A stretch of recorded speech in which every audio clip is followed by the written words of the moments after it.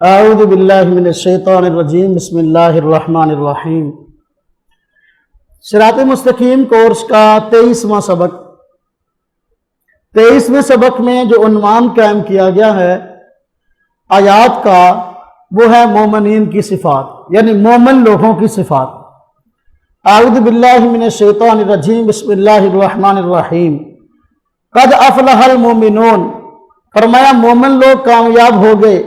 الذین هم فی صلاتہم خاشعون، جو لوگ کہ اپنی نماز میں خشوع اختیار کرتے ہیں۔ والذین هم عن اللغو معرضون، وہ لوگ جو کہ فضول کاموں سے اعراض کرتے ہیں۔ والذین هم للزکاۃ فاعلون، وہ لوگ جو کہ زکوٰۃ ادا کرتے ہیں۔ والذین هم لفروجہم حافظون، اور وہ لوگ جو کہ اپنی شرمگاہوں کی حفاظت کرتے ہیں۔ الا علی ازواجہم او ما ملکت ایمانہم، مگر اپنی بیویوں اور اپنی لونڈیوں کے آگے جو ہے وہ معاملات کرنے میں حرج نہیں ہے۔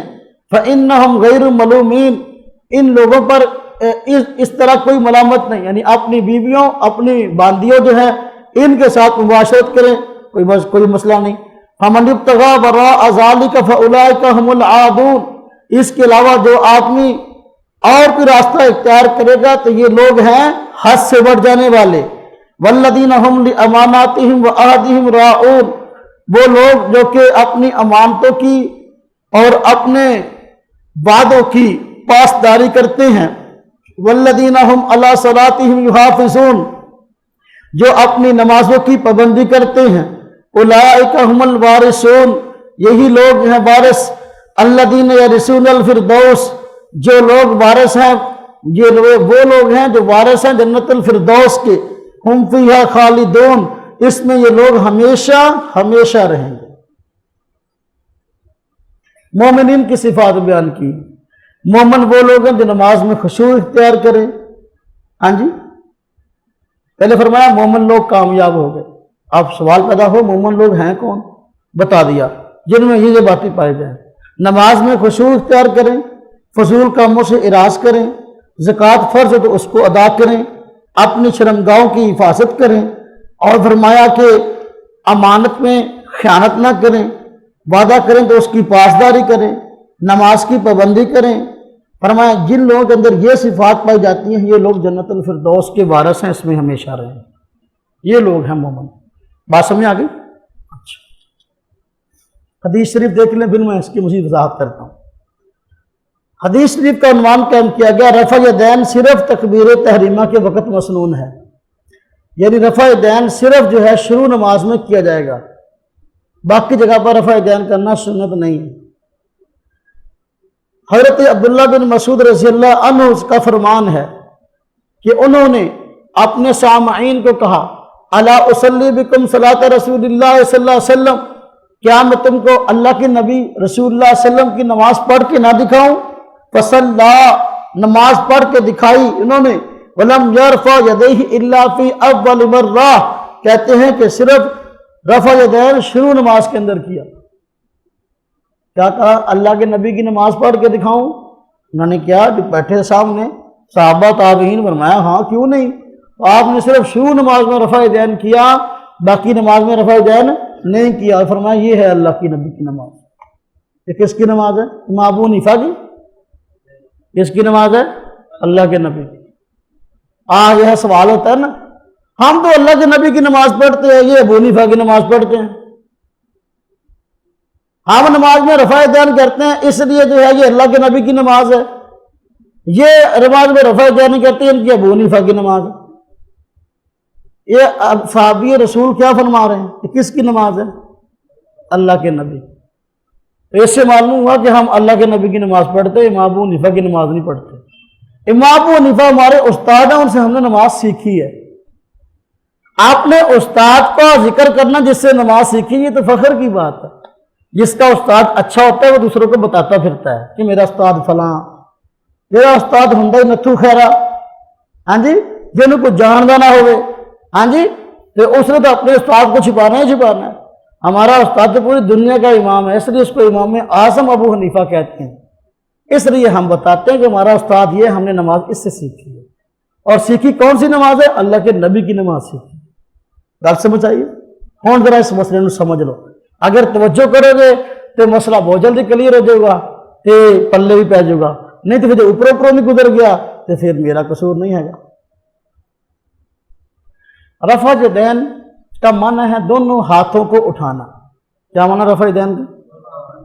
یدین تسنیہ ہے، ید واحد، ید کہتے ہیں ایک ہاتھ کو، یدان کہتے ہیں دو ہاتھوں کو، تو رفع یدین کا معنی دونوں ہاتھوں کو اٹھانا۔ نماز کے اندر وقت گزرنے کے ساتھ ساتھ مختلف تبدیلیاں آئی تھیں۔ تبدیلیوں میں سے ایک تبدیلی یہ تھی کہ ایک وقت تک اللہ کے نبی صلی اللہ علیہ وسلم نے نماز میں رفع الیدین کیا اور پھر اس رفع الیدین کو چھوڑ دیا۔ جس طرح تبدیلیوں میں نے بتایا تھا، تبدیلیوں میں سے یہ تبدیلی تھی کہ پہلے کلام کرنے کی اجازت تھی، پھر منع آ گیا، پہلے سلام کرنے کی اجازت تھی، پھر منع آ گیا، پہلے امام کے پیچھے قرآن پڑھنے کی اجازت تھی، منع آ گیا، اسی طرح جو ہے وہ چھوڑ دیا گیا۔ تو اللہ کے نبی صلی اللہ علیہ وسلم پہلے جو ہے وہ نماز میں رفع الیدین کرتے تھے اور پھر آپ نے اس کو چھوڑ دیا۔ وقت گزرنے کے ساتھ ساتھ نماز میں تبدیلیاں آئی ہیں، تو رفع الیدین کو نماز کے اندر چھوڑا جانا یہ نماز کی اہم تبدیلیوں میں سے ہے۔ اب ذرا پہلے یہ سمجھ لیں رفع الیدین نماز میں جو حدیث کے اندر آیا ہے وہ کون سا تھا اور کتنا تھا۔ آج جب یہ مسئلہ پھر بحث آتا ہے نا، وہ جو ہمارا مخالف بنا ہوا ہے اور ہماری نمازوں کو خلاف سنت بتاتا ہے، غیر مقلد، وہ رفع الیدین جو دکھاتا ہے وہ رفع الیدین اور ہے اور حدیث کا رفع الیدین اور ہے۔ توجہ کرنا، جو حدیث کا رفع الیدین ہے وہ رفع الیدین نہیں جو وہ کرتا ہے، جو حدیث کا رفع الیدین ہے وہ نہیں ہے سارے کا سارا جو وہ دکھاتا ہے، وہ بددیانتی اور خیانت کرتا ہے۔ اور میں آپ کو ساری حدیث کا رفع الیدین دکھاؤں گا، حدیث کا رفع الیدین ہے کون سا، کیونکہ وہ کہتے ہیں جو رفع الیدین کرتا ہے اس کی نماز ہوتی ہے، جو نہیں کرتا اس کی نہیں ہوتی۔ حالانکہ تاریخ کے اندر یہ مسئلہ پہلے اختلافی رہا ہے، لیکن انگریز کے ہندوستان میں آنے سے پہلے یہ فتویٰ بازی نہیں تھی، جو نماز میں رفع الیدین نہیں کرتے ان کی نماز نہیں ہوتی۔ اب یہ فتویٰ بازی شروع ہوئی ہے۔ انگریز کے ہندوستان میں آنے سے پہلے ایک بھی مسجد ایسی نہیں ملتی کہ جو لوگوں نے اس لیے بنائی ہو کہ ان مسجد والوں کے پیچھے ہماری نماز نہیں ہوتی، کہ نماز میں رفع الیدین نہیں کرتے، ہم اپنی مسجد لا کے بنائیں۔ تاریخ میں ایک بھی مسجد ایسی نہیں ملتی انگریز کے ہندوستان میں آنے سے پہلے، اب بن رہی ہیں۔ تو معلوم ہوا کہ یہ کوئی مسئلہ اور ہے، یہ کوئی فلسفہ اور ہے۔ اب رفع الیدین جو حدیث میں آیا نا، وہ آیا 4 رکعت کی نماز میں کل 28 مرتبہ رفع الیدین آیا۔ کتنی مرتبہ آیا؟ 28 مرتبہ رفع الیدین حدیث میں آیا ہے۔ اور یہ لوگ 28 مرتبہ رفع الیدین نہیں کرتے، بلکہ 4 رکعتوں کی نماز میں صرف 10 مرتبہ رفع الیدین کرتے، 18 مرتبہ چھوڑ دیتے ہیں۔ جب 18 مرتبہ چھوڑتے ہیں، 28 مرتبہ حدیث میں آیا، تو بتائیں یہ حدیث والا رفع الیدین کرتے ہیں؟ نہیں، یہ حدیث والا نہیں کرتے۔ تو پھر جب حدیث والا رفع الیدین خود نہیں کرتے، ان کو چاہیے پہلے اپنا تو پورا کرنا، پھر کسی اور نہ گل کر لیں۔ پہلے یہ سمجھے، اگر آپ کسی کو یہ بات کہیں گے وہ کہے گا 28 مرتبہ ہے کون سا، میں پہلے آپ کو 28 مرتبہ پورا کرتا ہوں، 4 رکعتوں میں 28 مرتبہ ہے کون سا۔ یہ میں نے عرض کیا 4 رکعتوں کے اندر 10 مرتبہ یہ کرتے ہیں، 18 مرتبہ چھوڑتے ہیں۔ جو یہ کرتے ہیں وہ کون سا ہے؟ 4 رکعت کے اندر جو ہے رکوع کتنے ہوتے ہیں؟ 4 نا، رکوع سے اٹھتے ہوئے بھی رفع الیدین کرتے ہیں اور رکوع میں جاتے ہوئے بھی رفع الیدین کرتے ہیں۔ 4 کو 2 سے ضرب دے کتنا ہو گیا؟ شروع نماز میں رفع الیدین کرتے ہیں، کتنا ہو گیا؟ 9۔ 2 رکعتیں پڑھ کر جب دوسری رکعت سے تیسری رکعت کے لیے کھڑے ہوتے ہیں تحیات سے، اس وقت رفع الیدین کرتے ہیں، کل کتنا ہو گیا؟ یہ 10 مرتبہ رفع الیدین یہ کرتے ہیں، اور 18 مرتبہ اس کے علاوہ حدیث میں رفع الیدین اور ہے جس کو یہ چھوڑتے ہیں۔ وہ کون سا ہے؟ کہ وہ یہ ہے کہ نبی پاک صلی اللہ علیہ وسلم جو حدیث میں آیا، صحابہ کرام اس کو نقل کرتے ہیں کہ جب سجدے میں جاتے اس وقت بھی رفع الیدین کرتے، جب سجدے سے اٹھتے اس وقت بھی رفع الیدین کرتے۔ 4 رکعتوں کے اندر سجدے کتنے ہیں؟ 8۔ سجدے کو جاتے ہوئے بھی رفع الیدین اور اٹھتے بھی رفع الیدین، کل کتنا ہوا؟ 4 کو 2 سے ضرب دیں، 8 کو 8 سجدے ہیں نا، 8 کو 2 سے ضرب دیں، کل کتنا ہو گیا؟ 16۔ 16 کو پہلے 10 کے ساتھ جمع کر لو جو وہ کرتے ہیں، کتنا ہو گیا؟ 26۔ اب 2 مرتبہ رہ گیا۔ حدیث کے اندر جس طرح یہ آیا کہ سجدے سے اٹھتے ہوئے اور سجدے کو جاتے ہوئے رفع الیدین ہے، حدیث کے اندر یہ بھی آیا کہ ہر تکبیر کے ساتھ رفع یدین ہے، حدیث کے اندر یہ بھی آیا کہ ہر اونچ نیچ پر رفع یدین ہے۔ جب یہ آیا ہر اونچ نیچ پر رفع یدین ہے، اس کا تقاضا یہ ہے کہ پہلی رکعت میں جب دوسرے سجدے سے اٹھے اس وقت رفع یدین الگ ہے، اور جب دوسری رکعت کے لیے کھڑے ہوں اس وقت رفع یدین الگ ہے۔ اب اگر اس کو بھی ایک کو ساتھ شمار کر لے کتنا ہو گیا؟ 27۔ حدیث میں آیا جب ہر اونچ نیچ پر رفع یدین کرتے، اس کا تقاضا یہ ہے کہ دوسرے سجدے سے اٹھتے ہوئے رفع یدین الگ ہے، تیسری رکعت کے دوسرے سجدے سے اٹھتے ہوئے رفع یدین الگ ہے، اور چوتھی رکعت پہ کھڑے ہوتے ہوئے رفع یدین الگ ہے۔ اب کتنا ہو گیا؟ 28۔ یہ رفع یدین وہ ہے جو احادیث کے اندر آیا ہے۔ یہ رفع یدین کون سا ہے؟ جو حدیث میں آیا ہے۔ تو دیکھو 18 مرتبہ رفع یدین وہ ہے جس کو یہ نہیں کرتے، اور 10 مرتبہ رفع یدین وہ ہے جس کو یہ کرتے ہیں۔ تو جو 18 مرتبہ رفع یدین کو چھوڑ دیتا ہو تو بتائیں اس کی نماز یا اس کا رفع یدین مکمل ہوا کہ ادھورا ہوا؟ اگر تو یہ کہتا ہے کہ رفع یدین کرنے سے نماز کامل ہوتی ہے تو پھر نماز تو اس کی اپنی بھی ناقص ہے، تو اس کو چاہیے کہ جو آپ پہلے جو ہے وہ اپنی نماز کو مکمل کرے۔ اب ذرا سمجھیں، ہمارا ایک جگہ پر اسی مسئلے پر مناظرہ ہوا، تو میں نے کہا بھائی 4 وقتوں میں 28 مرتبہ رفع الیدین ہے، تو اس لیے پہلے اس بات پہ بات ہوگی کہ حدیث میں کوئی رفع الیدین ہے کتنا، پہلے اس پہ مناظرہ ہوگا، اس کے بعد مناظرہ ہوگا دوسرے موضوع پر۔ پہلے یہ طے کرو رفع الیدین جو حدیث کا ہے وہ کون سا ہے۔ تو اب دیکھو ان کو پتہ تھا کہ مولوی صاحب کہاں سے بات کر رہے ہیں، وہ کہنے لگے نا یہ کیا بات ہوئی، کتنی مرتبہ ہے، دیکھو آپ تو کرتے ہی نہیں ہو۔ تو دیکھو جب آپ خود کہتے ہو کہ رفع الیدین اللہ کے نبی نے کیا ہے تو آپ نے ثابت مان لیا، لہذا جو ہے اب اس پہ جو ہے جو رفع الیدین ہم کرتے ہیں تو وہ تو ثابت ہو گیا، جو آپ نہیں کرتے آپ اس کی دلیل پیش کریں۔ یا اب دیکھو میں نے کہا ابھی 28 مرتبہ جو ہم ثابت مانتے ہیں ہم تو 28 مرتبہ مانتے ہیں، دیکھو جی جو رفع الیدین آپ بھی نہیں کرتے ہم بھی نہیں کرتے، اس کو کیوں بحث کرتے ہو؟ میں نے کہا اس لیے کہ ہم پورے رفع الیدین کو مانتے ہیں، ہم آدھے کو نہیں مانتے۔ اب اس پہ نہ آئے، وہ اس پہ 1.5 گھنٹہ بحث ہوئی۔ میں نے کہا بھائی بات یہ ہے کہ جو حدیث کا رفع الیدین ہے وہ آپ پہلے اس پہ بات کریں، حدیث میں ثابت کتنا ہے، جتنا ثابت ہو جائے گا اس کے بعد بات کریں گے بھی اگر ثابت ہو گیا تو اب کیا کیوں نہیں جاتا، پہلے ثابت کرو ثابت کتنا ہے۔ میں نے کہا ہم ثابت کریں گے 4 رکعت کی نماز میں 28 مرتبہ رفع الیدین ہے، ہم اس پہ حدیثیں بیان کریں گے۔ وہ اس بات پہ آئے نہیں، اور ان کو پتہ تھا کہ اگر 28 مرتبہ ہم نے ان کو مہلت دی، انہوں نے ثابت کر دیا تو ہمیں 28 مرتبہ نماز کے اندر کرنا پڑے گا، جبکہ ہم 10 مرتبہ کرتے ہیں۔ اس سے انہوں نے پھنس جانا تھا، اس لیے وہ اس بات میں آئے ہی نہیں کہ جو ہے اس بات پہ مناظرہ کریں گے۔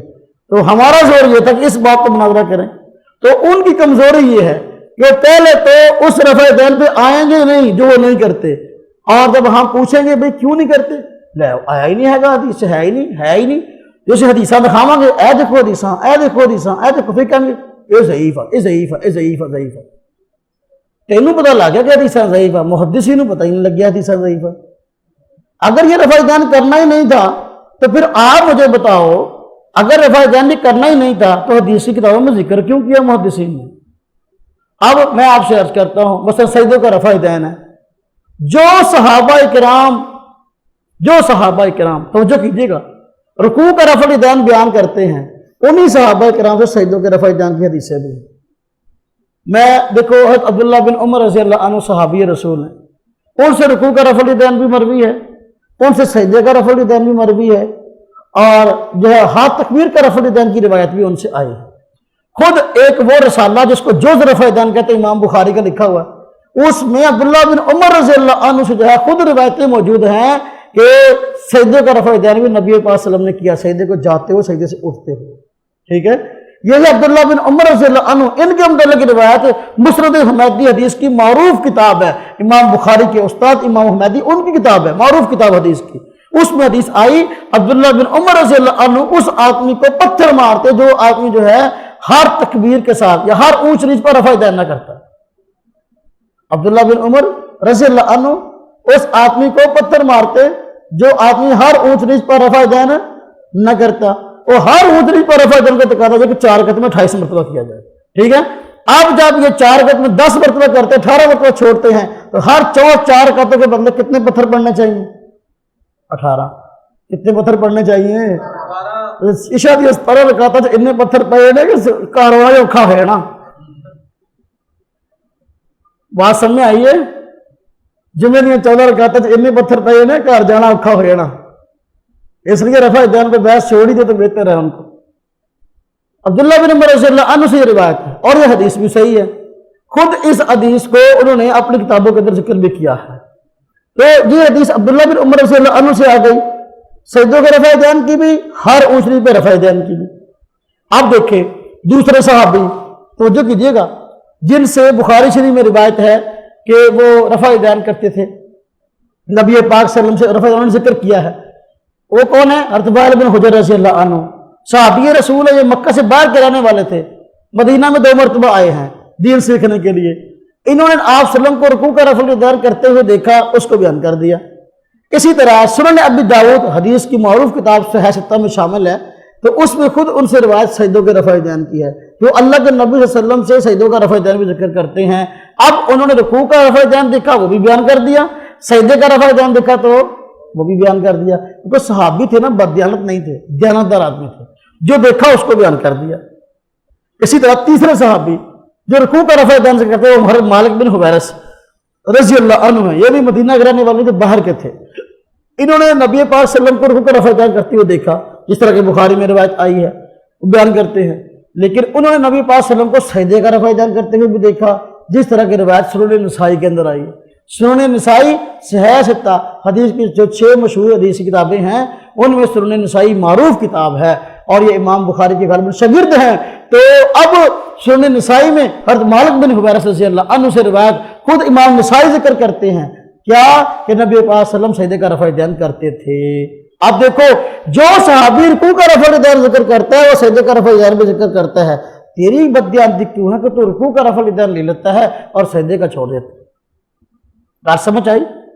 اب دیکھو سجدوں کا رفع دین کی روایت، اس کے علاوہ دوسرے اور کئی صحابہ کرام سے مروی ہیں. ایک کتاب میں سجدوں کے رفع دین کی حدیث ہوتی، شاید کو جان چھڑانے کے لیے کہتا ہے ضعیف ہے، لیکن جب اسے پوچھتا ہوں ضعیف کس طرح، پھر منہ کی طرف دیکھتا ہے، پتہ ہے نہیں ضعیف کتنا. یہ بس سیکھ لیا کہ تمہارے خلاف کوئی بھی حدیث پیش کرے نا تم کہہ دینا ضعیف ہے. پوچھ لو ضعیف تو میں نہ کی ہوں گا، پوچھ لو ضعیف کنوں کہندے ہیں، پوچھ لو ضعیف ہے کداں، ہن انہوں پتہ ہی نہیں، بس گل اٹھاتی. جداں کہ ایک خان صاحب سی نا، وہ لڑنے کے لیے چلے گئے جنگ میں، تو پہلی مرتبہ لڑنے کے لیے گئے. اللہ آپ کا بھلا کرے کہ اب اس کو طریقہ سکھایا گیا کہ جو بھی کافر سامنے آئے اس کو کہنا کوچا پڑھو کلمہ. تو اب اگر وہ کلمہ نہ پڑھے اس کی گردن اڑا دینا. اب خان صاحب جو بھی ان کے سامنے کافر آتا جنگ میں اس کو کہتے کوچا پڑھو کلمہ، تو وہ نہ پڑھتا، یہ گردن اڑا دیتے. وہ ایک بیچارہ جو ہے اس کے سامنے آیا اور اس نے کہا کوچا پڑھو کلمہ، وہ گھبرا گیا، اس نے کہا پڑھا دو. اب یہ کہتا وہ کھانا خراب آتا تو مجھے بھی نہیں. ہاں جی یہ وہ بات ہے. پوچھا حدیث ضعیف آ، پوچھ لو کداں، پتہ مینوں بھی نہیں ہے، بس سن لیا. انہیں ادھر منہ سے الٹی کرتی، دوسرے نے ادھر منہ سے الٹی کرتی، یہ ایک دوسرے کے منہ میں الٹیاں کر رہے ہیں، بس وہ آگے سے آگے نقل کر دیا. اندھی تقلید سے ہمیں کہتے ہیں، اندھی تقلید کہتے ہیں. سب سے بڑے اندھے یہ ہیں جو سنی سنائی بات کو آگے نقل کرتے، پتہ ہی نہیں ہوتا یہ معاملہ کیا ہے. خیر، تو اب میں نے عرض کیا اس کے علاوہ اور کئی کتابوں میں سجدوں کے رفع دین کی حدیثیں موجود ہیں. آپ سنن دارقطنی حدیث کی مشہور کتاب دیکھیں، سجدوں کی رفع دین موجود. سنن ابن ماجہ صحیح 27 کتاب ہے، سجدوں کے رفع دین کی حدیث موجود. سنن نسائی میں موجود، سنن ابی داؤد میں موجود. ہاں جی، اور اس کے علاوہ مصنف ابن ابی شیبہ، امام بخاری کے استادوں میں آتے ہیں ابن شیبہ، ان کی حدیثی کتاب ہے، اس پہ جو ہے یہ سجدوں کے رفع دین کی حدیثیں موجود. امام بخاری کے استاد امام عبدالرزاق، ان کی کتاب ہے مصنف عبدالرزاق، کئی جلدوں کے اندر، اس میں سجدوں کی حدیثیں موجود. امام بخاری کے استاد نے امام حمیدی، اس میں سجدوں کے رفع دین، مسند حمیدی حدیث کی معروف کتاب ہے، اس میں جو ہے وہ ہر اونچ نیچ پہ رفع دین کی حدیث عبداللہ بن عمر رضی اللہ عنہ سے موجود ہے. اب جب یہ حدیث کی کتابوں میں یہ رفع دین آ گیا ہے، اب اس کے متعلق کہنا کہ یہ ثابت نہیں ہے، یہ بہت بڑی بددیانتی ہے. اگر یہ ثابت نہ ہوتا تو محدثین ذکر کرتے. خود کئی اہل حدیث حضرات نے اس مسئلے پر کتابیں لکھی ہیں اور اس حقیقت کو تسلیم کیا ہے کہ سجدوں کا رفع دین ثابت ہے. ابھی ایک جو ہے رسالہ نیا چھپا، میں مکتبہ اسلامیہ سے لے کر آیا کہ اہل حدیث کا منہج کے نام سے اسی قسم کا عبدالحق صاحب کو پرانے اہل حدیث گزرے ہیں ان کا، اس میں باقاعدہ انہوں نے لکھا کہ سجدوں کا رفع دین جو ہے نبی پاک صلی اللہ علیہ وسلم کی سنت ہے۔ اور خود فتاویٰ علماء حدیث یہ جو ہے کئی جلدوں کے اندر فتاویٰ کا مجموعہ کئی علماء اہل حدیث کا، اس کی چوتھی جلد کے اندر خود یہ مسئلہ پوچھا گیا کہ سجدوں کا رفع دین جو حدیث میں آیا ہے بتاؤ یہ حدیثیں صحیح ہیں کہ نہیں، بتاؤ اس پہ عمل کرنا چاہیے کہ نہیں، تو جواب دینے والے نے فتویٰ دیا تو کیا کہ بھئی یہ حدیثیں صحیح ہیں، ان پہ عمل کرنا چاہیے، ان پہ عمل کرنے کا 100 شہیدوں پہ جو سنت مردہ ہو جائے اس پہ عمل کرنے کا 100 شہیدوں کا ثواب ہے، اس لیے اس پر عمل کرنا چاہیے۔ اسی طرح کراچی کا ایک اہل حدیث عالم ہے، اس کا نام ہے مولوی محمد حسین سلفی، اس نے خود کتاب لکھی ہے سجدوں میں رفع دین سنت ہے، سجدوں میں رفع دین اس کا عنوان ہے، اس ساری حدیثیں سے جمع کیا، ان کا صحیح انہوں نے ثابت کیا ہے اور کہا کہ جو نئی نماز میں سجدوں کا رفع دین کرتے ان کی نماز خلاف سنت ہے۔ ایک اور کتاب میں مارکیٹ سے لایا، اس کا نام ہے فضل الودود فی تحقیق رفع دین، عربی زبان کے اندر ہے، تو ابو حفص الداجری یہ غیر مقلد ڈیرہ اسماعیل خان کے اہل حدیثوں نے چھاپی ہے، اس کا عنوان بھی یہی ہے کہ سجدے میں رفع دین کرنا چاہیے۔ اس نے ساری روایات کو جمع کرنے کی کوشش کی ہے اور کہا کہ جو لوگ سجدے میں رفع دین نہیں کرتے ان کی نماز خلاف سنت ہے۔ نواب صدیق حسن خان کی کتاب ابھی چھپی ہے نیل المرام کے نام سے، مشہور اہل حدیث عالم ہے، اس پہ علی رضی اللہ عنہ سے روایت ذکر کی گئی ہر چیز کی ایک زینت ہے، نماز کی زینت ہر تکبیر کے ساتھ رفع دین کرنا ہے۔ اب یہ کتاب رئیس رندوی کی چھپی جامع سلفیہ بنارس کے شیخ الحدیث، اس نے خود لکھا سجدے میں رفع دین کرنا مستحب ہے۔ اس پہ تو میرے پاس جو ہے کہ اتنی لمبی لسٹ ہے سجدوں کے رفع دین کے ثبوت کی کہ جو ہے آدمی اگر عقل ہے اس کے پاس تو وہ انکار نہیں کر سکتا۔ تو جو کہتا ہے کہ نماز میں رفع دین نہ کرو، نماز نہیں ہوتی ہے، اس کی نماز خلاف سنت ہے۔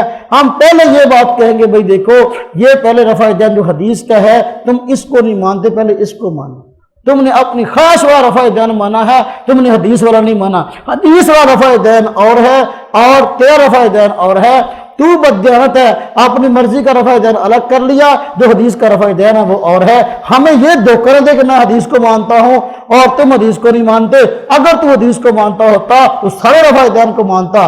حدیث کا رفع دین پورا ہے اور غیر مقلد کا رفع دین ادھورا ہے۔ غیر مقلد کا رفع دین، اگر یہ بات آپ کو سمجھ میں آ گئی تو یہ رفع دین آپ کو سمجھ میں آ جائے گا انشاءاللہ۔ آپ دیکھیں اللہ آپ کا بھلا کرے، آپ نہیں کہتے رفع دین نماز کی زینت ہے، زینت کو اختیار کرنا چاہیے، ایسے کہنے پہلے مجھے خود پہ کرو نہیں جی دیکھو جی رفع دین کرنا نماز کامل ہوتی ہے، کہنے شیعہ تو زیادہ رفع دین کرتے ہیں، شیعہ جو ہیں وہ ان سے زیادہ رفع دین کرتے ہیں، وہ جب سجدے کو جاتے ہیں اس وقت بھی کرتے ہیں، وہ کل انہوں نے کہا کہ تہاڈی نماز نہ کہ ساڈی جو ہے صحیح ہے، اسی نماز زیادہ رفع دین کرتے ہیں۔ اب ہم کہتے ہیں سجدوں کا رفع دین جب ثابت 28 مرتبہ ہو گیا، اب ہم کیوں نہیں کرتے؟ جو چیز حدیث سے ثابت ہو جائے تو ثابت صرف مان کر ہی عمل کرنے کا حکم نہیں ہے، دیکھ رہا ہے کہ نبی پاک صلی اللہ علیہ وسلم کی سنت کیا ہے، آپ کا طریقہ کیا ہے، آپ نے اس عمل کو چھوڑا تو نہیں ہے، جس عمل کو آپ نے چھوڑ دیا ہے اب وہ عمل سنت نہیں رہے گا، وہ عمل جو ہے وہ سنت ہونا سے ختم ہو جائے گا، اس کے الٹ دوسرا عمل جو ہے سنت بن جائے گا۔ نبی پاک صلی اللہ علیہ وسلم نے جس طرح اور کام بہت سارے پہلے کیے پھر چھوڑ دیے، اس طرح رفع دین نماز میں کیا اور پھر چھوڑ دیا ہے، اس لیے اب ہم رفع دین نماز میں نہیں کرتے۔ ہم کہتے ہیں بس اب نماز میں رفع دین نہیں ہے، صرف شروع نماز کا باقی رہ گیا اور باقی رفع دین سارے کا سارا اللہ کے نبی صلی اللہ علیہ وسلم نے چھوڑ دیا، ہم نے بھی چھوڑ دیا۔ ہمارے پاس یہ عذر ہے، ہم تقسیم نہیں کرتے بھی ادھا کر لو ادھا چھڑ دو، ادھا نہیں، اور نبی پاک صلی اللہ علیہ وسلم نے سارا چھوڑ دیا، ہم نے بھی چھوڑ دیا۔ اب ذرا اس کو سمجھیں کیسے چھوڑا، اس کی روایت کیا ہے۔ جو صحابہ رفع دین کی روایت ذکر کرتے ہیں وہی انہی صحابہ سے رفع دین کے ترک کی چھوڑنے کی روایت بھی ہے۔ اب ان کی بددیانتی ہے کہ سجدے والی رفع دین بھی غیر مقلد ان سے نقل نہیں کرتے، اور جو رفع دین کے ترک والی روایت چھوڑنے والی روایت ہے ان کا بھی ذکر نہیں کرتے۔ مثلا دیکھو عبداللہ بن عمر رضی اللہ عنہ سے بخاری میں روایت ہے سجدوں کے رفع دین کی، انہی سے روایت ہے سجدوں کے رفع دین کے چھوڑنے کی بھی۔ مثلا امام حمیدی کتاب مسند حمیدی ہے تو اس پہ خود عبداللہ بن عمر رضی اللہ عنہ سے روایت ہے، خود نبی پاک صلی اللہ علیہ وسلم سے بیان کرتے ہیں اللہ کے نبی صلی اللہ علیہ وسلم جو ہے وہ شروع نماز میں رفع دین کرتے تھے اور خود میں رفع دین نہیں کرتے تھے۔ یہ امام بخاری کا استاد امام حمیدی ہے۔ اور اسی طرح امام ابو عوانہ معروف محدث، ان کی کتاب مسند ابی عوانہ، اس کے اندر بھی یہ روایت عبداللہ بن عمر رضی اللہ عنہ سے مروی ہے کہ آپ شروع نماز میں رفع دین کرتے تھے اور خود میں رفع دین نہیں کرتے تھے۔ اور یہ عبداللہ بن عمر صحابی جو رفع یدین کو رکوع کا رفع یدین بخاری میں نقل کرتے ہیں، ان کے شاگرد حضرت مجاہد تابعی وہ خود کہتے ہیں میں نے 2 سال تک عبداللہ بن عمر رضی اللہ عنہ کے پیچھے نمازیں پڑھی ہیں، وہ صرف شروع نماز میں رفع یدین کرتے تھے۔ جرا صحابی رفع یدین بیان کر رہا ہو آپ کیوں نہیں کرتا؟ ہم یہی کہتے ہیں، ہمارا ان سے اختلافات میں بڑا اختلاف یہ بھی ہے، ہم کہتے ہیں روایت بھی صحابی سے لو، معنی بھی صحابی سے لو۔ اب یہ روایت صحابی سے معنی وہابی سے یہ کام غلط ہے، روایت صحابی سے معنی وہابی سے ایسا نہیں چلنا، روایت بھی صحابی سے معنی بھی۔ اب صحابی نے اگر اس کو نقل کیا تو اس پہ عمل کیوں نہیں کرتا؟ 2 سال اگر مجاہد تابعی جو ہیں عبداللہ بن عمر کے پیچھے نماز پڑھتے وہ کہتے ہیں میں نے رفع یدین کرتے ہوئے نہیں دیکھا۔ آئیے ہے ترک رفع یدین عبداللہ بن عمر رضی اللہ عنہ سے روایات، اور اسی طرح دوسرے صحابی حضرت وائل بن حجر رضی اللہ عنہ، ان سے رفع یدین کی روایات ہے، بخاری میں ہے، لیکن ان سے ہی رفع یدین چھوڑنے کی روایت جو ہے سنن ابی داؤد کے اندر موجود ہے۔ سنن ابی داؤد میں سجدوں کی رفع یدین بھی ہے اور رفع یدین چھوڑنے کی روایت بھی ہے۔ وہ کیا ہے؟ یہ باہر کے صحابی تھے وائل بن حجر رضی اللہ عنہ، یہ کہتے ہیں مدینہ میں جب میں دوسری مرتبہ آیا میں نے دیکھا سردی کا موسم تھا، صحابہ کرام نے گرم چادریں اوڑھ رکھی تھی اور سردی کے مارے جو ہے وہ گرم چادریں اوڑھ رکھی تھی اور اپنے ہاتھوں کو جو ہے یہ اپنا تھوڑا اونچا ہی اٹھا رہے تھے۔ تو اب اس کیا کہتے ہیں شروع نماز میں نے دیکھا صحابہ کرام نے سردی کی وجہ چادریں اوڑھ رکھی تھی اور شروع نماز کے اندر اپنے ہاتھوں کو جو ہے وہ سینے تک اٹھا رہے تھے، وہ چادر پہنی ہوئی تھی اوپر تک ہاتھ اٹھانا مشکل تھے، اسی فرمایا شروع نماز میں ہاتھ اٹھاتے تھے۔ اب حضرت وائل بن حجر صحابی دیانتدار ہیں، انہوں نے پہلے رفع یدین کرتے ہوئے دیکھا اس کو بھی بیان کر دیا۔ اب جب دوبارہ آئے اب دیکھا صحابہ کرام سارے کے سارے جو ہے ان میں سارے شروع نماز میں رفع یدین کرتے ہیں، اب شروع والا بیان کر دیا، کوئی اور کرتے نہیں تھے اس لیے دوسرا بیان بھی نہیں کیا۔ صحابی دیانتدار تھے، انہوں نے کرتے ہوئے دیکھا وہ بیان کر دیا، چھوڑتے ہوئے دیکھا تو وہ بیان کر دیا۔ اب یہ کرنے والا ان سے لے لیتا ہے، چھوڑنے والا چھوڑ دیتا ہے، چھوڑنے والا بیان نہیں کرتا۔ تیسرے صحابی حضرت مالک بن حویرث رضی اللہ عنہ ہیں جو کہ رفع یدین رکوع کا ذکر کرتے ہیں اور انہی سے بخاری میں روایت ہے، انہی سے آپ نے فرمایا ان کو جب نماز سیکھ کے جانے لگے آپ نے فرمایا تھا کہ بھائی نماز ایسے پڑھنا جیسے تم نے مجھے پڑھتے ہوئے دیکھا ہے۔ اب جب واپس جا کے انہوں نے نماز پڑھائی ہے اپنے علاقے میں جا کر، جو نماز پڑھائی ہے بخاری میں، اس میں رفع یدین ہے ہی نہیں۔ اللہ کے نبی سے نماز سیکھ کے جائیں، آپ نے فرمایا کہ جیسے نماز میں نے پڑھی ہے ایسے جو ہے تمہیں جا کے نماز پڑھنی ہے، ٹھیک ہے۔ جب وہ اپنے علاقے میں جا کے نماز پڑھاتے رفع یدین نہیں کرتے، اس بات کا واضح ثبوت نہیں ہے کہ انہوں نے اللہ کے نبی صلی اللہ علیہ وسلم کو چھوڑتے ہوئے دیکھا تھا اس لیے جا کر رفع یدین نہیں کیا۔ اب یہ بخاری سے یہ روایت ہے وہ آپ کو نہیں دکھائے گا۔ بخاری شریف کی وہ حدیثیں جن میں رفع یدین کا تذکرہ نہیں ہے، رفع یدین کا ترک ہے، یہ آپ کو نہیں دکھائے گا، صرف بخاری شریف سے رفع یدین کی حدیث دکھا دے گا۔ رفع یدین نہ کرنے کی روایت بخاری شریف میں کئی موجود ہیں، مثلا جو ہے دیکھیں کہ ایک روایت ہے ابو حمید سعدی رضی اللہ عنہ سے، مشہور صحابی رسول ہیں، نبی پاک صلی اللہ علیہ وسلم کے صحابہ ان کے پاس بیٹھے ہوئے تھے، نبی پاک صلی اللہ علیہ وسلم کی نماز کا تذکرہ آ گیا، آپ نماز کیسے پڑھتے تھے؟ انہوں نے کہا کھڑے ہو کر کہا کہ دیکھو بھائی میں نبی پاک صلی اللہ علیہ وسلم کی نماز کو تم سب سے جانتا ہوں، آپ وسلم کیسے پڑھتے تھے۔ اب کھڑے ہو کر نبی کی نماز پڑھ کے دکھائی ہے، یہ بخاری شریف صفحہ 114 پر روایت موجود ہے۔ اب نماز پڑھ کے کیسے دکھائی؟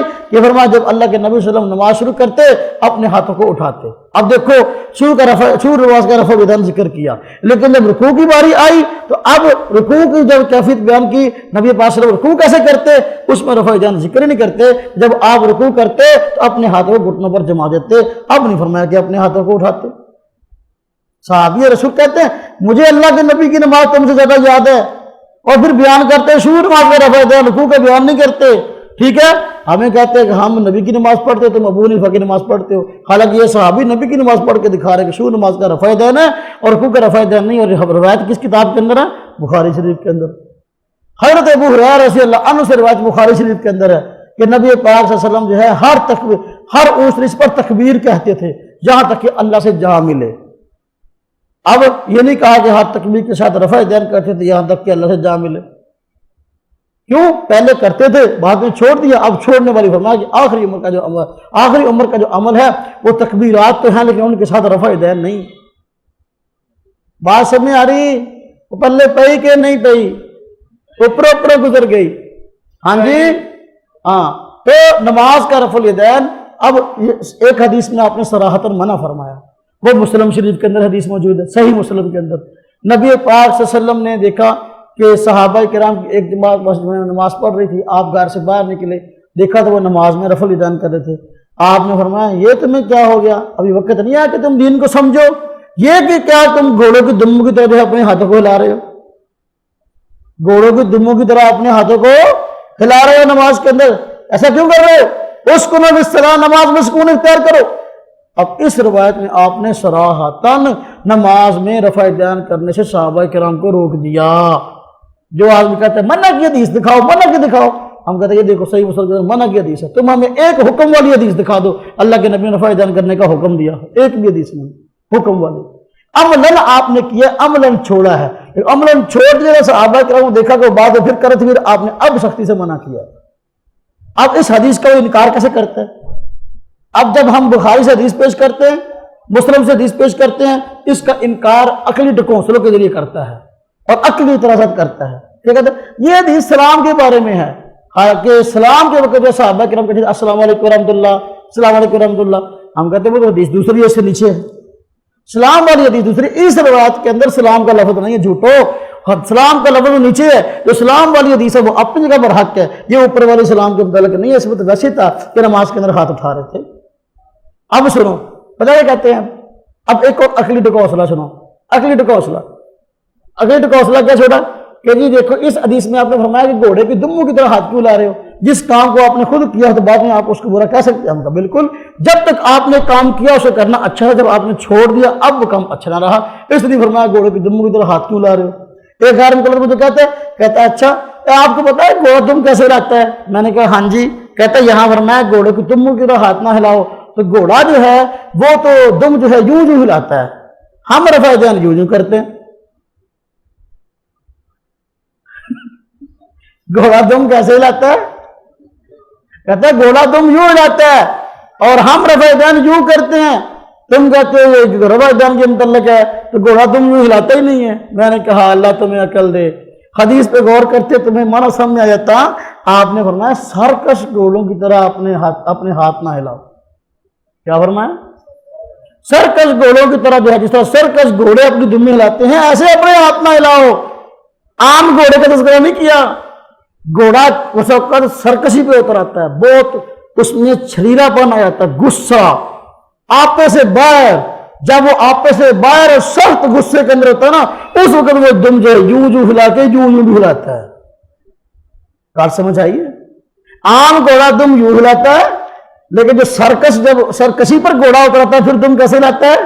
یوں ہلا کے یوں بھی ہلاتا ہے۔ تو آپ نے سرکش گھوڑے کے ساتھ تشبیہ دی ہے، آپ نے جب منع بھی کر دیا اس کے باوجود کر، اس لیے سرکش گھوڑوں کی طرف فرمایا۔ جب روک دیا گیا اب عمل کرنا سرکشی ہے۔ بات سمجھ آئیے؟ ہاں جی، اس لیے الحمدللہ ہمارے پاس دلائل ہیں، ہم کوئی ریت کی دیوار پہ نہیں کھڑے، کوئی بھی چلتا پھرتا ہو آدمی ہمیں دھکا دے گرا دے، ایسی بات نہیں ہے۔ سمجھ آئی ہے باتیں؟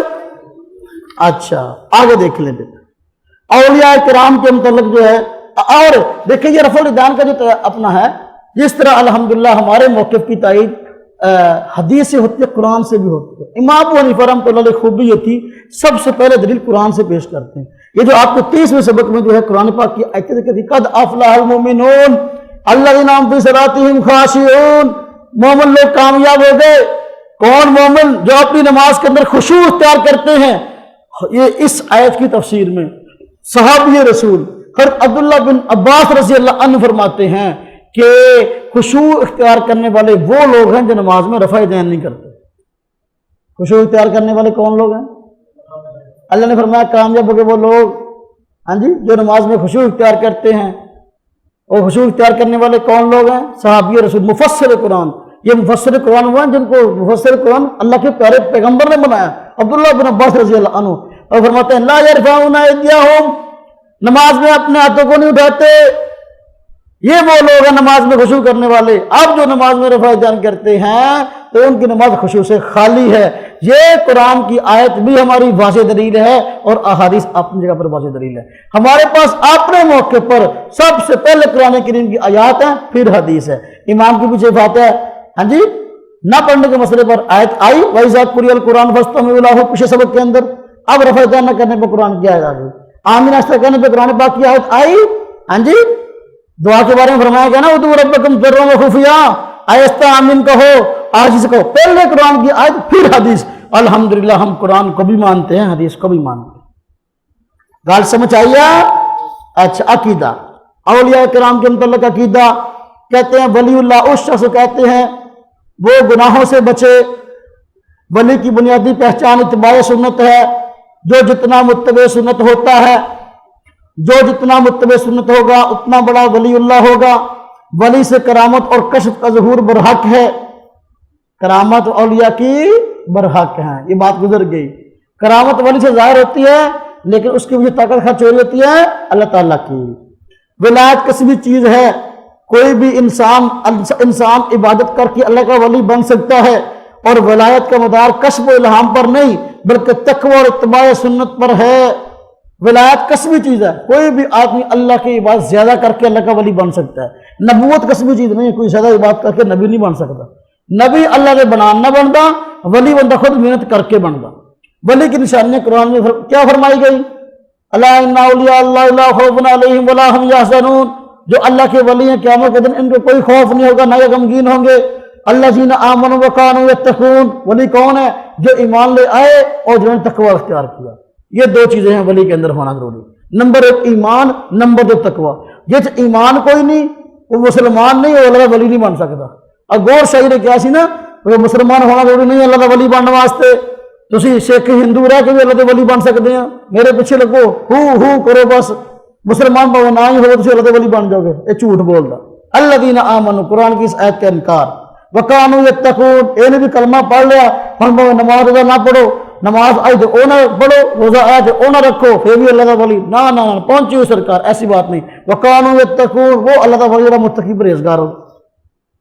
बात समझ आई? जो परहेजगार है वो कौन है? अल्लाह का वली है। जो परहेजगार मुत्तकी परहेजगार नहीं है वो अल्लाह का वली नहीं है। इसे फरमाया इन औलियाउहु इल्लल मुत्तक़ून, अल्लाह के वली वो हैं जो परहेजगार हैं, मुत्तकी हैं। जो मुत्तकी है अल्लाह का वली है। करामात औलिया, ये उन्वान पहले गुजर गया, दोबारा तफसील से आ गया। औलिया अल्लाह की करामत पर हक है, और करामत चूंकि अल्लाह ताला का फेल है जो वली के हाथ पर जाहिर होता है और उसमें वली के अपने इख्तियार को दखल नहीं होता, इसलिए करामत को शिरक कहकर इसका इनकार करना या करामत से धोखा खाकर औलिया अल्लाह के लिए इख्तियारत का अकीदा रखना दोनों गलत है। कहना है बड़ा करने वाली जात अल्लाह दी है। गैर मुत्तकी से खर के आदत काम का सदूद, हाँ जी, इस्तदराज है ना कि करामत। एक आदमी ना नमाज पढ़ता है, ना रोजा रखता है, ना उसको पता है दीन है क्या, अखलाक है क्या, कई दिन हो गए उसने अपना मुंह ही नहीं धोया, उसके हाथ से कोई ऐसा काम ज़ाहिर होता है जो आम आदमी नहीं कर सकता, उसको करामत नहीं कहेंगे, उसको अल्लाह का वली नहीं कहेंगे। उसके हाथ से कोई खिलाफ आदत काम ज़ाहिर होता है, जैसे बोलते हैं इस्तदराज। इस्तदराज का माना ढील। अल्लाह बसा औकात किसी आदमी को ढील देते हैं, खिलाफ आदत काम उसके हाथ से ज़ाहिर हो जाता है, दिखना समझे बड़ा करने वाला, हालांकि उन्होंने जरूर समझा कि तेन कई महीने हो गए होंगे, वो करने वाला नहीं गा। जो स्तंजा करे, नमाज पढ़े, रोजा रखे, वो करने वाला, तो वो करामत नहीं, वो ढील है। अल्लाह बसा औकात देखते हैं, उसको आजमाते हैं, लोगों को आजमाते भी, लोगों को कितनी अकल आ, अपनी अकल में इस्तेमाल करके तो बच दे पिछे लगते हैं। आजकल लोग तो और के पिछे जाते हैं, बड़ा करने वाला, पूरी जिंदगी रूढ़ियों से हथ मारता रहा, हुण वो करने वाला हो गया, हुण दरबार बना दो। हाँ जी, अल्लाह भला करे। वो ढील है। करामत अल्लाह की तरफ से होती है, इस्तदराज शैतान की तरफ से होता है। हाँ जी, शैतान जो है वो लोग गुमराह करता है। मसाइल अहकाम, आज मसाइल अहकाम में जुमा के मसाइल आए हैं। तो पहले बताया जुमा पढ़ना जो है, इसका हुक्म क्या है? जुमा पढ़ना फर्ज है। जुमा पढ़ना क्या है? अच्छा, नंबर 1। नंबर 2, जुमा की नमाज एक मुस्तकिल नमाज है। अगर जुमा छूट गए तो उसकी जगह जोर की नमाज पढ़ना जरूरी हो जाता है। इसी वजह से जुमा छूट गया, अब जुमा अकेले नहीं पढ़ सकते, इसके लिए जमात शर्त है। तो लिहाजा जो है अब जुमा नहीं पढ़ा जाएगा, वो आदमी जोर की नमाज अपने घर में पढ़ लेगा। जुमा की नमाज फर्ज होने की 8 शर्तें हैं। कितनी शर्तें हैं? हाँ, अगर ये शर्तें पाई जाएंगी तो जुमा पढ़ना सही है, अगर शर्तें ना पाई जाएंगी तो जुमा फर्ज नहीं होगा। क्या? जुमा फर्ज होने की 8 शर्तें हैं। अगर ये 8 शर्तें पाई जाए तो जुमा फर्ज है, اگر یہ شرطیں نہ پائی جائیں، ان میں سے کوئی ایک نہ پائی جائے، جمعہ اس پہ فرض ہے نہیں۔ نمبر 1 آزاد ہونا، غلام پہ جمعہ فرض نہیں ہے۔ پہلے دور کے اندر جو ہے غلام لونڈیاں ہوتے تھے اور اپنے مالکوں کی خدمت کرتے تھے، ان کی خرید و فروخت ہوتی تھی، ان پہ جمعہ فرض نہیں تھا۔ پڑھ لیتے ثواب، نہ پڑھتے تو زور کی نماز پڑھتے، کیونکہ وہ اپنے مالکوں کی خدمت میں لگے ہوتے تھے، بکاؤ مال تھا۔ نمبر 2 مرد ہونا، عورت پہ جمعہ فرض نہیں ہے۔ بڈھیاں جمعہ پڑھنے طور پہ نہیں ہے، روکو، ان پہ جمعہ نہیں ہے، گھر میں زور کی نماز پڑھیں۔ نمبر 3 صحت مند ہونا، بیمار آدمی ہے اس پہ جمعہ فرض نہیں ہے، وہ گھر میں زور پڑھ سکتا ہے، باقی مسجد میں آ جائے جمعہ پڑھنے کے لیے تو ہو جائے گا۔ نمبر 4 آنکھوں کا سلامت ہونا، نابینا آدمی اس پہ جمعہ فرض نہیں ہے، لیکن پڑھنے کے لیے آ جائے تو ٹھیک ہے، جمعہ ہو گیا، نہیں تو گھر میں زور کی نماز پڑھ لے گا۔ نمبر 5 شہر یا بڑا دیہات ہونا، شہر ہو یا بڑا دیہات ہو وہاں جمعہ ہوتا ہے۔ جو شہر نہیں ہے یا بڑا دیہات نہیں ہے وہاں جمعہ نہیں ہوتا، وہاں لوگ زور کی نماز پڑھیں گے، جمعے کی شرائط میں سے ہے۔ بات سمجھ آئی؟ دیہاتی آدمی جمعہ نہیں ہے گا، جو خالص دیہات ہے تو وہاں جمعہ اس پہ فرض نہیں ہے، لیکن وہ جمعہ پڑھنا چاہے گا تو اس کو بڑے دیہات میں آنا پڑے گا، قصبے میں، یا پھر جو ہے شہر میں جانا پڑے گا، وہ اپنے علاقے میں زور کی نماز پڑھے گا۔ نمبر 6 آدمی کا خود چل کر مسجد میں پہنچ سکنا۔ ایک آدمی اتنا بیمار ہے کہ خود چل کر مسجد میں نہیں پہنچ سکتا، 2 بندے نے چوک کے مسجد تیرا گیان دیا، وہ تو جمعہ فرض نہیں ہے گا، وہ کہا زور ہی پڑھ لگے خیر۔ نمبر 7 امن والا ہونا، اگر حالات خراب ہے کسی وجہ سے، خوف طاری ہو گیا، کوئی جنگ لگ گئی، کوئی اور مسائل ہو گئے، اب جمعہ فرض نہیں ہے، زور کی نماز پڑھ لیں۔ نمبر 8 جس عذر کی وجہ سے جماعت چھوڑنا جائز ہے اس عذر کا نہ ہونا۔ اب پتہ ہے کہ بعض عام حالات میں جماعت کے ساتھ نماز پڑھنا مرد کے لیے واجب ہے، لیکن بعض حالات میں جماعت سے نماز پڑھنا واجب نہیں رہتا۔ ان عذروں میں سے کوئی عذر اگر پایا گیا اب جمعہ بھی ضروری نہیں رہے گا، اب زور پڑھ لے گا، وہ بیمار ہو گیا یا کوئی جانی مالی خطرہ ہو گیا باہر نکلنے میں، اب جمعہ نہ پڑھے، وہ زور پڑھ لے۔ جمعہ ادا ہونے کی 5 شرطیں۔ ادا تب ہوگا جب یہ شرطیں پائی جائیں: شہر یا بڑی بستی کا ہونا، جمعہ اگر چھوٹے دیہات کے اندر شروع کر لیا جمعہ نہیں ہوگا، اور بجائے ثواب کے گناہ ہوگا، زور کی نماز پڑھنی پڑے گی۔ پوری دنیا کے لوگ اب سن لیں اس بات کو بھی، عجوبے، مذہبی عجوبے جو ہے نا، لوگوں نے کم دیکھے ہیں، لوگوں کو مذہبی عجوبے دکھاتے ہیں۔ آج کل انوکھی خبریں لوگ میڈیا پر پیش کرتے ہیں، ہم کہتے ہیں انوکھے مذہب ہم آپ کو دکھاتے ہیں، انوکھے جس کا دنیا میں کوئی قائل نہیں ہے، جب سے اسلام آیا اس وقت سے لے کر آج تک۔ جمعہ کے لیے ضروری ہے یا تو بڑا دیہات ہو یا شہر ہو، ایسی جگہ جہاں چند ایک گھر ہیں اور فاصلے پر گھر ہیں، وہاں بنیادی ضروریات نہیں ہیں، ہاں جی، اپنا داخانہ نہیں ہے، یون کوسل نہیں ہے، قریب جو ہے وہ اللہ کوئی سکول نہیں ہے، ہاں جی، بنیادی ہسپتال نہیں ہے، بنیادی سہولیت وہاں نہیں ہے، تو وہ خالص دیہات کے حکم میں ہے، وہاں جمعہ نہیں ہوگا۔ بڑے قصبے کے اندر یا شہر کے اندر ہوتا ہے۔ بڑا قصبہ وہ ہوتا ہے جو شہر جیسا ہو، جہاں شہر والی سہولیات ہوں۔ سہولیات سے مراد یہی کہ ایک تو گھروں کے ساتھ گھر ملا ہوا ہو، وہاں یہ یون کوسل ہے، وہاں ہسپتال ہے، وہاں روڈ بن گئے ہیں، وہاں سکول بن گئے ہیں، وہاں ضرورت کی ساری چیزیں مل جاتی ہیں۔ یہ اب دیہات جو ہے یہ بڑا قصبہ بن گیا، یہاں آپ جمعہ پڑھ سکتے ہیں۔ جس طرح ہمارا ہے چکربر چھاڑ جی میں داندرا، لیکن جمعہ یہاں ہو جاتا ہے، کیوں؟ یہ شہر کی طرح اب سارے شہر والی سہولیات، یون کوسل یہاں پہ، ہسپتال یہاں، ہاں جی، ڈاک خانہ یہاں، پکی سڑکیں یہاں، بجلی گیس پانی ہر چیز یہاں، ساری چیزیں یہاں موجود، شہر والی سہولتیں، اس لیے یہ شہر کی یہاں جمعہ جائز ہے۔ اب ایک تیسرا طبقہ اٹھیا، ہاں جی، اور جڑا دیہات اپنا قصبے اور قصبے والے تو جمعہ پڑھ دی سی، بڑے قصبے والے یا شہر والے، وہ اٹھیا کہنا جنگل چ بھی جمعہ جائے گا۔ جنگل چھوٹے دیہات تو پڑھنا ہی پڑھنا، جیسے 2-4 گھر اتنے ہی پڑھ دیا، کمپنی کی مشہوری بس جمعہ شروع کراتے ہیں۔ اس کے لیے کمپنی کچھ کام کمپنی کی مشہوری کی ہوتی ہے، آدمی بڑے ہمارے یہاں وہ ہمارے پوچھنے والے، جمعہ کوئی اور پڑھاتا نہیں ہے، ہم جمعہ میں تقریریں کریں گے، لچھے دار سور لگائیں گے، اور سور لگا کے لوگوں کو پیچھے لگائیں گے، اور لوگ ہمارے جو ہے نا وہ قائل ہو جائیں گے۔ وہ یہ اہل حدیث جو اپنے آپ کہتے ہیں اہل حدیث غیر مقلد۔ پوری دنیا کے اندر سب لوگوں کا موقف یہ ہے کہ جنگل میں جمعہ نہیں ہوتا، چھوٹے دیہات میں جمعہ نہیں ہوتا. ایک جنگل کے اندر 2 بندے جنگل کی طرف ہے وہ جمعہ پڑھنا ہے. حالانکہ جمعہ کا مقصد کیا ہے؟ جمعہ اجتماع سے ہے کہ بھائی جمعہ پڑھو تو مسلمانوں کی اجتماعیت ظاہر ہو، کہ مسلمانوں کی طاقت شو ہو. اللہ رب العزت نے یہ دن جمعہ عیدین یہ دن اس لیے رکھے ہیں کہ وہ کافروں کے سامنے، دوسری اقوام کے سامنے مسلمانوں کی طاقت کا اظہار ہو، مسلمانوں کا جم غفیر جمع ہو. یہ جمعہ کا مقصد ہے. جتنے بندے جنگل چ 2 ہون اتنے کہڑی طاقت کا اظہار ہونا؟ اتنے بندے ہی 2 تو دکھانا کینوں؟ ہاں جی، اے دنیا کی انوکھی قوم، یہ انوکھا مذہب جو آج تک کسی نے اختیار نہیں کیتا، اس قوم نے اختیار کیتا. اور ماشاءاللہ جو وہ انوکھے مسائل نے، اور نام قرآن دا حدیث ہے، کسی قرآن کسی حدیث دے وچ نہیں ہے. دیکھو نبی پاک صلی اللہ علیہ وسلم جو میدان عرفات میں جب آپ نے آخری حج فرمایا تو میدان عرفات میں جب آپ صحابہ کرام کے ساتھ جمع تھے، اس دن جمعہ تھا. کیا دن تھا؟ جمعہ تھا. تو آپ نے وہاں جمعہ نہیں پڑھایا. وہاں جمعہ کیوں؟ اس لیے کہ عرفات میدان ہے، وہ نہ دیہات ہے نہ شہر ہے، وہاں جمعہ نہیں ہوتا. آپ نے وہاں جمعہ نہیں پڑھایا. یہ ہے نبی پاک صلی اللہ علیہ وسلم کا عمل، یہ ہے آپ کا طریقہ.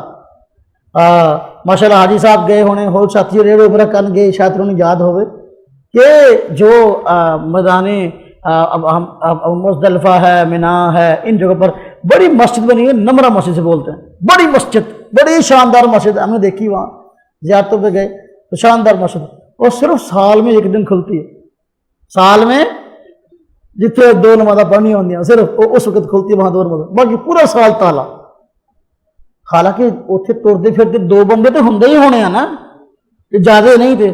پھر جمعہ ہوتے ہونا چاہیے تو ہوندہ ہی نہیں ہے. اچھا ایک اور مزیدار کی بات سناؤ. مدینہ طیبہ میں نبی پاک صلی اللہ علیہ وسلم نے سب سے پہلے جہاں جمعہ پڑھایا تھا اس مسجد، وہاں ایک مسجد بنی ہوئی ہے. وہاں پہ قبا مسجد سے واپس آئیں تو رستے میں آتی ہے، وہاں مسجد بنی ہوئی ہے جہاں پہ آپ نے پہلا جمعہ پڑھایا تھا. اس مسجد کا نام ہے جامع مسجد جمعہ. کیا نام ہے؟ اتنے جمعہ نہیں ہوتا وہاں جمعہ، ہر مسجد پہ جمعہ، جنگل سے بھی جمعہ. یہ عجوبہ ہے جو کہ یہ نئے نئے مسائل لوگوں کے سامنے پیش کر کے ان کو پریشان کر رہے ہیں. قرآن و حدیث کے نام پر اس کا حقیقت سے کوئی تعلق نہیں ہے. بات سمجھ آئی ہے؟ ہاں جی. تو جمعہ کے ادائی کے ذریعے شہر یا بڑی بستی کا ہونا. نمبر 2 ظہر کا وقت ہونا. ظہر کی نماز سے پہلے کسی نے جمعہ پڑھ لیا ادا نہیں ہوگا، کیونکہ اس کا وقت وہی جو ظہر کا وقت ہے، زوال کے بعد. نمبر 3 مقتدیوں کا ہونا کم از کم. یہ مطلب نہیں ہے کہ 13 بندے کے طبی ہوں جمعہ پڑھا، نہیں، بڑے اللہ نہ کرے کبھی ایسا ہو جائے. آپ دیکھو مسجدیں ویران ہو رہی ہیں آہستہ آہستہ، مسجدوں کے اندر نمازی کم ہو رہے ہیں. اللہ نہ کرے کسی علاقے کے اندر ہو بڑا دیہات، ہو وہ شہر، لیکن وہاں جمعہ پڑھنے کے لیے صرف 3 آدمی آئیں. وہاں جمعہ کم از کم 3 آدمی ہوں گے، جمعہ ہو جائے گا. 3 سے کم ہوں گے تو پھر جمعہ نہیں ہوگا. وہاں کی بات کر رہے ہیں، بڑے دیہات کی یا شہر کی. تو اپنا اصل تو یہ ہے کہ جو ہے یہ مسجدیں بھری ہوئی ہوں. اللہ نہ کرے کہیں اس طرح کا ہو جائے مسئلہ کہ جہاں جمعہ فرض ہے تو وہاں لوگ بہت کم آئیں، تو اگر 3 ہوں گے تو جمعہ پڑھ لیں، وغیرہ ظہر کی نماز پڑھیں گے. اور نمبر 4 ظہر کے وقت کے اندر خطبہ دینا. خطبہ جس طرح خطبہ ہوتا ہے عربی خطبہ جو ہے جمعے کا یہ. نمبر 5 اذن عام ہونا، یعنی عام اجازت ہو، لوگوں کو مسجد میں آنے کی کوئی خوف نہ ہو، کوئی خطرہ نہ ہو، کوئی مسئلہ نہ ہو. تو اب جمعہ جو ہے وہ فرض جائے گا اور جمعہ پڑھنا ضروری ہوگا، ادا کریں گے، ادا ہو جائے گا. مسنون دعا دیکھیں. سفر سے واپسی پر یہ دعا پڑھیں. پہلے ہم نے سواری پر سوار ہونے کی دعا پڑھی، اب سفر سے واپسی کی دعا ہے. کیا ہے جی؟ آئبونا تائبونا عابدونا لربنا حامدون. کیا ہے جی؟ عائبون ہم سفر سے لوٹ کر آنے والے ہیں. تائبون اپنی لغزشوں سے توبہ کرنے والے ہیں. عابدون لربنا حامدون اپنے رب کی عبادت کرنے والے ہیں اور اس کی تعریف کرنے والے ہیں. یعنی یہ شکرانہ ہے ایک مثال کا کہ دیکھو سفر سے واپس آئے ہیں، خیر آفیت سے گھر پہنچ گئے ہیں، تو اس شکرانے کے طور پر جو ہے یہ دعا سکھائی گئی ہے، اس دعا کو پڑھنا چاہیے۔ اللہ پاک عمل کی توفیق